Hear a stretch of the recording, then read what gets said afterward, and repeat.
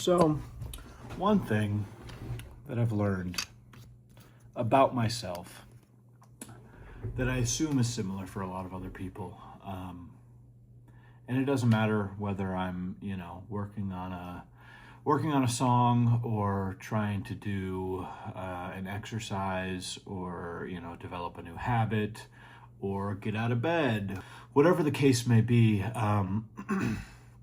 One thing that I've found to be true is that starting generally is the hardest part. Both from a perspective of an object in motion tends to stay in motion, but also from like a direction sense, not just a motion sense, but how am I, what am I, where am I headed, from a creative standpoint when it comes to music. A lot of times I think of a song as sort of a ball of clay that you can mold and shape and meld into any number of different forms.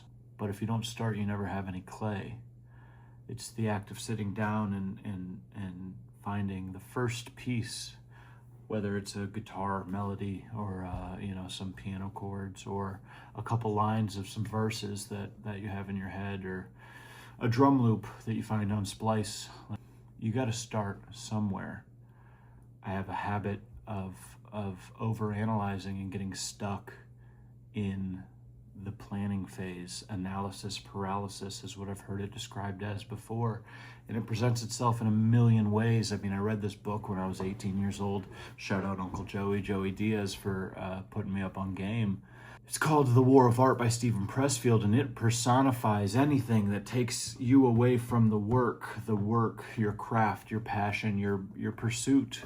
It calls it resistance, and it literally comes in an infinite number of forms. The way that I personally tend to, my favorite way to procrastinate basically is generally by way of something that feels otherwise borderline productive, something that I can, convince myself that I'm doing something where I should do the dishes right now, even though it's 9 p.m. and I told myself that tonight I was going to sit down and make music. I got to get the dishes done, but it actually pulls me away from the work. Or just scrolling. I scroll. I think I'm just going to check one thing, and I scroll forever. Wow, you know what I mean? It's everything. It's talking about doing what you want to do. It's telling a trusted, friend or collaborator or, partner, hey, this is what I think I'm about to do. I have this idea. It's a really good idea. I have this brilliant idea. But that then is the reward. Is just the validation that one gets from being like, hey, I have this idea and it's good. Never actually putting it into play. So the trick is putting it into play. The trick is finding the clay. The trick is picking it up and molding it with your hands. If you don't start, there is no clay. The trick is deciding which handful of clay you're going to pick up and start to smooth out or make spikier or rougher, or press with a leaf to put a texture on it, or whatever. When it comes to sculpture, you have a world of opportunities on how to shape this ball of clay. When it comes to music, you have an infinite world of possibilities of where this sound can go, what this song can be about, the feeling that this rhythm can evoke. But if you don't start, you have no clay. You cannot get the perfect mix if you have no song. You cannot, write the perfect verse if you have no instrumental, no canvas to put it on. And so starting is the hardest part.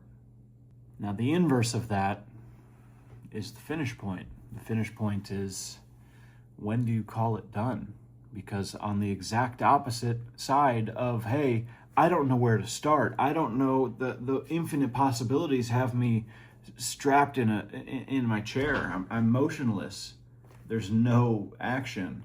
I'm paralyzed by the analysis of what I should, could, or want to do.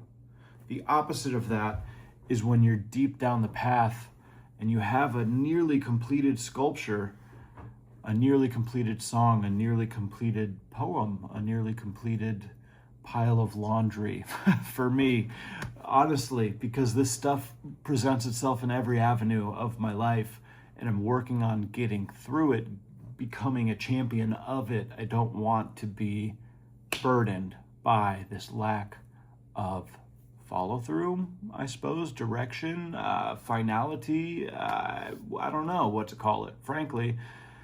But I know that I can point to my laundry as a situation over the last, 10, 15 years that I've been responsible to like take care of myself. I get my clothes clean. Boy, I get them clean after let's start from the beginning. Because like when I get home and I'm done for the day, the clothes come off. Most of the time they land on the floor because it's the shortest path. I don't want to have to deal with it. I'm done for the day. I'm good. So I strip the clothes off, they drop on the floor. And then the next day comes and I need new clothes, so I find new ones, I put them on, and then guess what? End of the day, they go on the floor, they pile up down there. Eventually, I find the motivation to scoop all the clothes up off of the floor, drop them in the washing machine, wash them. Boom, on a good day, I get them into the dryer, dry them before they get musty and moldy. But that's kind of where it stops for me. Is I can find the motivation to gather the clothing, to tidy my space, get them washed, get them dried, I pull them out, and they sit in a pile and never actually get folded or put away. And if I tie this to my musical life, it's the same thing. Even though starting is the hardest part for me, I think, as I talk about it, maybe I'm learning that finishing is harder. Depends where you're starting from. But I can make the beat and I can put the lyrics to the song. I can, in some instances, I don't even finish the beat, frankly. It's an idea. I get somewhere with it. I get distracted, never go back to it. There's an unfinished, very cool start of an idea sitting on my hard drive. I've got thousands of them that are just building up, doing nothing. Sometimes I go from beat to half a song. I got a hook, I got a verse, I got another hook. And then I'm like, okay, I'll come back to it. I'll finish this second verse later. Never quite get to it. Sometimes I'll make the beat, I'll write the song, I'll record it, I'll get it to where I'm really happy with it, and it just will never come out. Maybe maybe I'm masking my procrastination with perfectionism sometimes, where I'm like, okay, there's this and this I want to change in the mix, or if I like got rid of this one ad lib, or like, oh, the tone on this one lyric could be a little bit better, or like all of these minuscule details that frankly, in the greater context of the whole piece, nobody knows about anyway, except for me, except for the creator, except for, whoever is crafting that piece. When it comes down to it, if you make a vase out of a ball of clay, people are going to revel in the beauty of your vase, regardless of if there are some imperfections, regardless of if you think it could have used an extra coat of glaze before you fired it. If you go through the process of creating, especially in what I feel to be today's most inauthentic landscape, I think that sincere creation is one of the most valuable things. And the mere act of doing so is such a tremendous win that perfectionism is actually just a manifestation of fear and procrastination. And in some regards, laziness, because for me, certainly, I've felt satiated by telling people about the things that I'm working on. What good is that? Like, good for you, buddy. You're busy with your fucking daydreams, like whatever.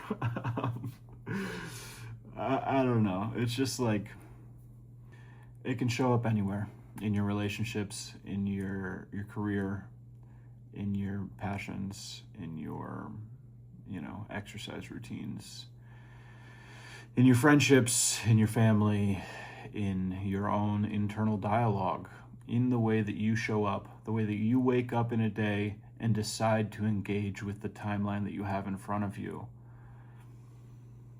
the hardest part is starting. Whatever's keeping you from it. Fear.